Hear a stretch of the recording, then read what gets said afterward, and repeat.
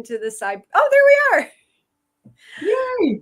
Hi. Hello, everyone. I'm Sherry Richert Belul, and I'm so happy to be here today with Susan Merz Anderson. And Susan, I just love so many things about our connection.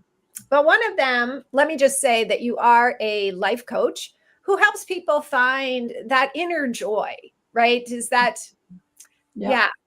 And Susan and I actually met a gazillion years ago, like maybe 2009. We don't even know. And then we were reconnected in a very magical, mystical way by your niece, Emily. And I'm just so grateful that you were like, yeah, oh, come on and just let's talk. And to preface this, as I've been prefacing everything that I've been doing lately, I am in the midst of some really big, deep grief. I've had several pileups of losses. And I am super grateful that I actually get to be with a number of people, including you, Susan, who understand what grief is. And so you are willing to hop on with me today, and I'm going to let you just take it from wherever you want to start. But we were talking about like that very, very, very important practice of finding little joys within the big grief. Yeah. So hi. Well, first of all, thank you for having me. It is a delight and a joy, and so cool how we just connected again. We couldn't even plan it that good. It's so interesting, right, to see where your work takes you over, 30 years. And although I have training in life coaching, a background in psychology, I really am not your typical life coach. Part of why I'm interested in joy and what it stands for me is the journey of you. It doesn't stand for, oh, I have to be joyful 24/7 and like, absolutely not. That's just not human and real. And so in the journey of you, there's so many experiences we have as humans. And one of them is incredible loss, especially as we get older, right? I'm in my 60s, and so I've had some significant losses. If we are interested and we allow it, these losses, this grief can literally transform us. And so when you're in that fresh grief, like what you've been describing, a slew of losses, for me, my experience and the people that I get to work with is to allow them the full expression of whatever they're feeling when they can. Yeah. Right? Yeah. And some people might not be interested in this at all, and that's okay too. There's all kinds of ways to be in the world, right? We're connecting because this is something we're both interested in, exactly. Right? This connection between the joy and the deep sorrow of being a human being on this planet. To me, I learned so much from my grief. Like I went through this kind of just shitstorm of grief, and I let it absolutely gut me. I was on my knees, and what I learned over time was also that there's the deeper that you can allow the grief, the sorrow, the deeper the joy becomes. Wow. And you know this, right? Like when you're in that journey, there's days you're just on your knees gutted. And then there's days when like you see a gorgeous, last night I saw the Northern Lights. Oh, it's just like, oh my gosh, it's so joyful. And why is that so joyful? Because I know it can be rainy here this time of year, or right? Like, and you can't even see some of the stars. So it's this whole thing that Rumi talked about, that the wound is where the light enters you. Yes. Oh, so that's kind of, just, I mean, I could go on for hours. I love this conversation. But to me, one of the things that's the greatest delight about being human is learning to welcome and befriend all of my experiences, all of my feelings, all of my emotions. Susan, before I tell you what I love, I want to say hi to Deborah who popped in. And Deborah, I'm here with Susan, and we are talking about finding the little joys within the big grief, or maybe finding the big joys within a little grief, or whatever it translates for each person.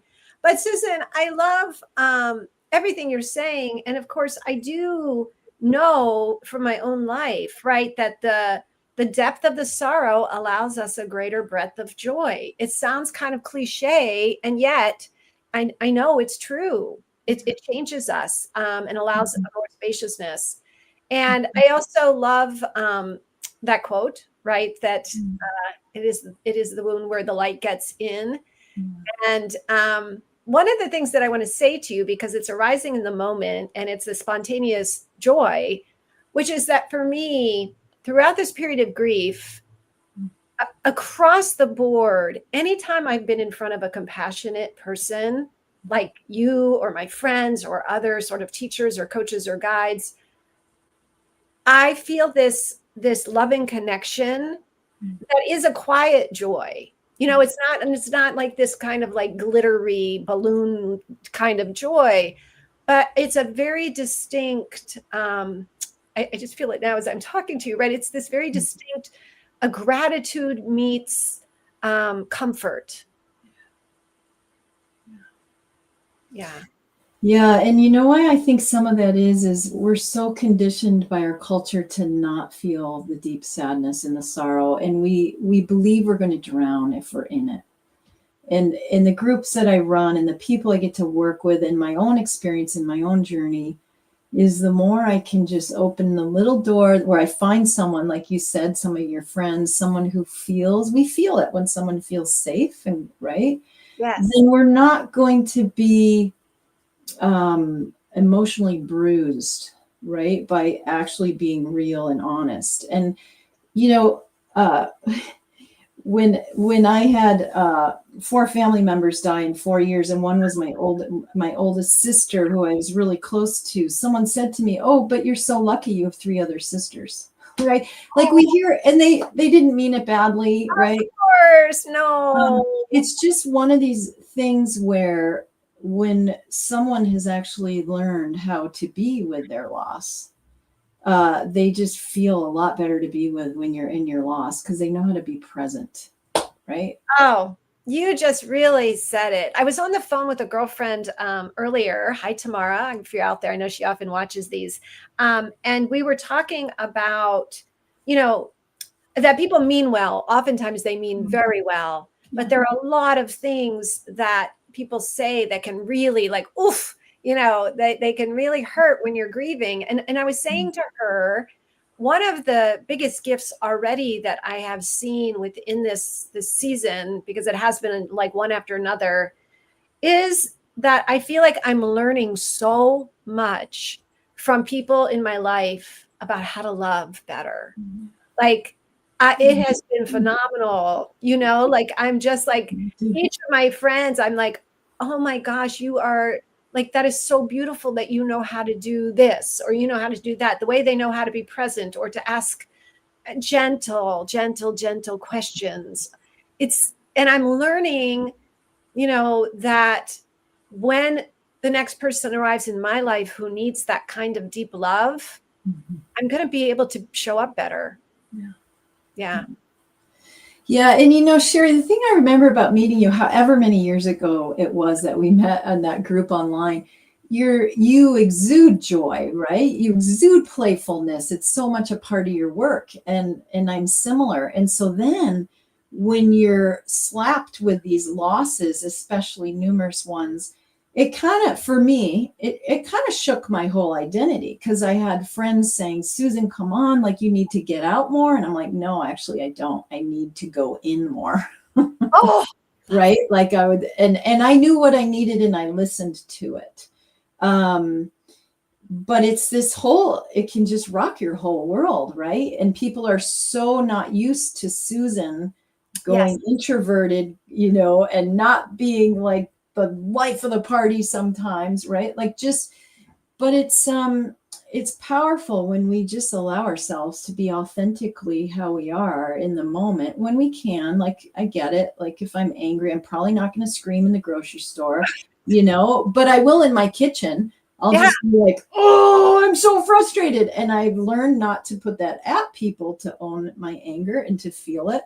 But to me, this is the connection between joy and all these It's like joy's the mother. To me, joy's like the mother, and it has all these children that are just waiting for attention, and it doesn't have to be a big deal. I think people think it's such a big deal to learn how to feel your loss and feel your grief. To me, I talk in my work, people laugh. It's like, take your emotional dumps. Every day we got to take physical dumps. And so when you feel an emotional dump coming on, go in the bathroom if you need to, whatever you need to do, and allow that, because research shows emotions actually only last 90 seconds. Everything after that is story, and that's okay too. We're human. I love this. Sorry to interrupt you, but I'm so excited. No, please. Yeah. I'm so excited by what you're saying, because one of the things that I've been doing, I've been scheduling 3 calls, morning, noon, and night, basically, with friends that I know can be with this. And those are my times that I take walks while I'm talking and just grieve. Yeah. And it's not that it doesn't come on other times. Of course it does. And if I'm not like right now, like in the middle of something that I'm doing with someone, I will just lie on the floor and cry. But I think, to your point, and I've heard other grief experts talk about this, that there's nothing wrong with actually scheduling time that we know we have full freedom and full permission to be with anything that wants to come up. Yes. Yeah. Yeah. And I agree with you. So, because one of the things that I've been noticing, just to your point of the authentic feelings come, and at first it just feels like, oh, this is going to go on for this entire hour of this phone call.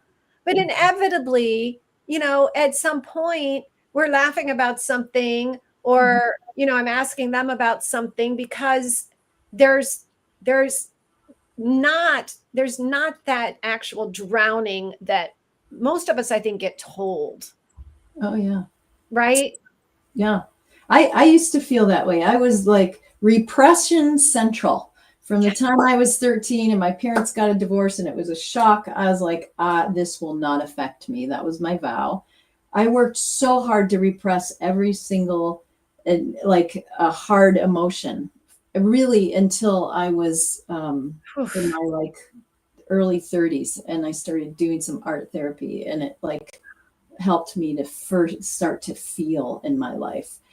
And you're absolutely right. We think that we're going to drown. And I've worked with so many people, and I run grief groups also. And our subtitle is Crossing the Rivers of Life. I do grief groups with a colleague of mine. And because it's like we're in this river, the river's always flowing in all these different ways. Not how can we stay in the story of it. We do need to tell our story, and that's absolutely fine. But it's like, how do I actually learn to flow through grief and loss? Wow. And then to me, that's a grief group, but it's expands to our whole lives. How do I actually teach my children and my partner and my friends and myself to be with all these things that we all experience, right? And as you start flowing it, you become unconstipated. And to me, the joy, it's like electricity, right? It's always, look at children. They're just joyful, unless they've had major trauma. They're such joyful creatures. It is like the electricity in my house. It's always in me.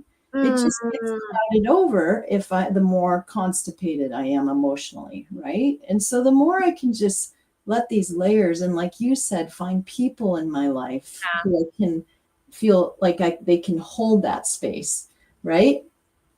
It's like you become unconstipated, and the joy just, right? And I don't have to happy or joy shame myself either. If I'm feeling like crap, I'm going to be feeling like crap, and I'm going to be really honest about it. Right. And what I love about this, and I feel compelled to say, is that also there are different moments. So I don't think I would have been having the same conversation with you last week or the week before, because I was much more just in the sort of more near constant right now. And I may be there again tomorrow or this afternoon or 5 minutes from now. Yes. However, like, I just wanted to say that it's like when we're talking about accessing these moments of joy, there's kind of a grace involved in a way, right? Like, I do think what we're talking about is first and foremost, feel your feelings, express whatever you need to express.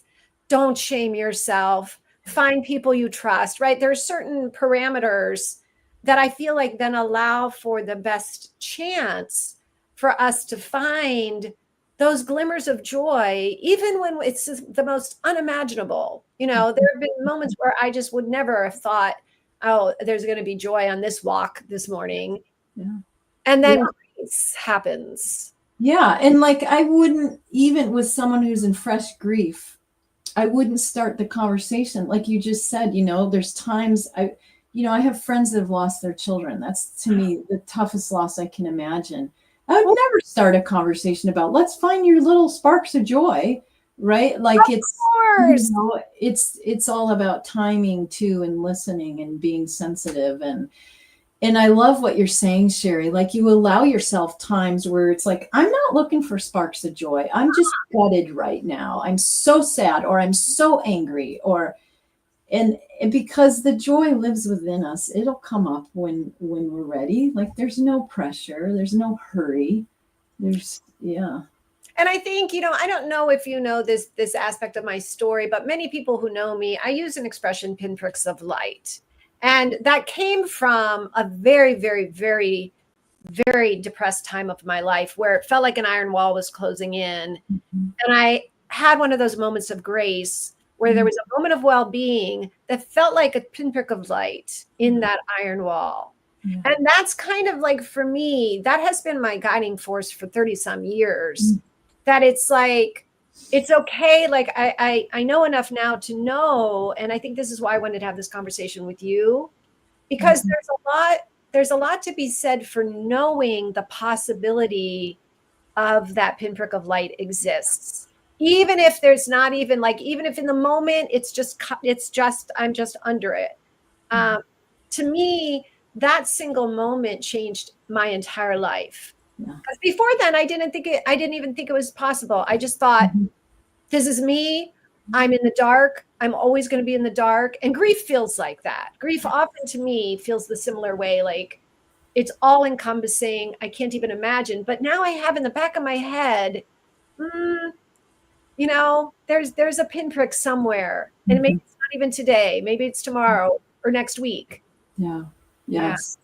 Love that. That's such a beautiful way of, in one of the pinpricks that you spoke to, I heard, you didn't say it like this, but, and that's to me why joy and sorrow are so connected, is that when we can find someone who we can just bawl our eyes out with, or, just tell them about whatever, that's, to me, these tears, whenever anyone gifts me with their tears of sorrow and deep sadness, it's a connection. It's like glue. So to me, the vulnerability, when it's safe, of a full permission for full expression, that's what glues us together. Yes. Right. And so it's the joy and the sorrow, to me, they're like this, like they are just absolutely connected. It's the movie Inside Out, right? So yeah. I mean, when I say that, that's often a shorthand. I think most people who have seen the movie at least understand that joy and sorrow, the way that they fit together. And I love, Susan, so much that it's like, I know we've only got a few minutes left here, but I really want to say, like, I appreciate so much that you and I connected at a time where, I mean, it feels like we were much younger. I don't know if we really were, but we probably were. So many years ago. On some level, we were. And that, this is part of this word connection for me, throughout my life has been very, very important, but particularly in grief. And so the idea that it's like, I could say to you, hey, will you come and connect with me and let's talk about this, not even knowing what we're going to say. And you were just like, yeah, I will. I'll be there when. Yeah. That's, I think, a lot of what we're talking about, like that connection where suddenly there's this big hole, right? Like I've got these many actually, these holes, and yet deeper connections happening also, which is like magic in a way. Yeah. Yeah. Yeah. And it reminds me, I'm going to show you, I have this little disco ball. Okay. And the reason I have it on, you'd see it on a bigger Zoom Yeah. screen in my office. I remember hearing this quote, a disco ball is hundreds of pieces of broken glass. And when you're in grief, you really can feel like you're broken and you might not be okay. And you're just, you can feel so incredibly gutted. But what happens with this ends up when you have all these broken pieces, right? It's this magical ball of light. And so the reason I have this right in my little Zoom office is because I used to think I was broken, and I don't believe that anymore. I don't believe it about anyone. I believe that when we can take these pieces that feel broken and we find spaces and places that feel safe and that we can actually just be our authentic selves, we end up becoming these disco balls that spread all this joy and light in the world, and that also hold spaces for, tell me about your grief, tell me about your loss, tell me about your anger. We're gifted. We are gifted when we get to listen and hold space for that. And what's so beautiful, I love that. I might have to get myself a disco ball and copycat you. But what I also love about that is that it's a mirror, which is the second really beautiful thing. So it's like all of that light, it feels to me like it's two-way, Yes, and absolutely. So I love it. I love it that you added that. That's great, Sherry. Yeah, I just saw that when you were saying that. And Susan, I thank you so much. This is just the perfect example of exactly what we're talking about, right? Like, I know we haven't talked to each other in years and years. Here you show up in my life during this time of grief. We decide to get and just have a conversation. And my heart is lighter. My heart is lighter from having been in your presence, from what you've said, from the disco ball, from the butterfly, right? It matters. And I think that's the last word I would like to say, is just to never forget how much we matter when we show up. Yes. And it's on your hat. Live, love, matter. Oh, it is. I would add feel. Thank you. I forgot. Yes. Did you have a last word? If you wanted to take a moment, what would your last word want to be? I think my last word is, well, thank you. Thank you for opening your heart. And you gift everyone when you're willing to share, what you're going through in little ways that you can. And I think I just want to give people hope that I used to think I would drown in it.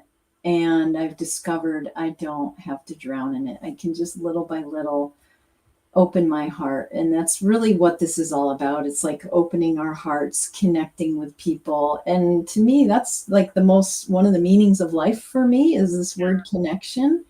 And I don't want to just have to be happy, slappy, pretend like all these masks, right, in our culture. I actually want to have authentic, real conversations like this because they're beautiful. So thank you. Oh, me too, Susan. Me too. I hope we can do this again and we'll have a whole different topic, or maybe the same one. Who knows? Sounds great. Thanks for what you're doing in the world. Thank you for what you're doing in the world. Mwah. Till next time. And thank you to anyone who is listening now or in the future. Know that you're loved. Know that you matter. Yes. Yeah.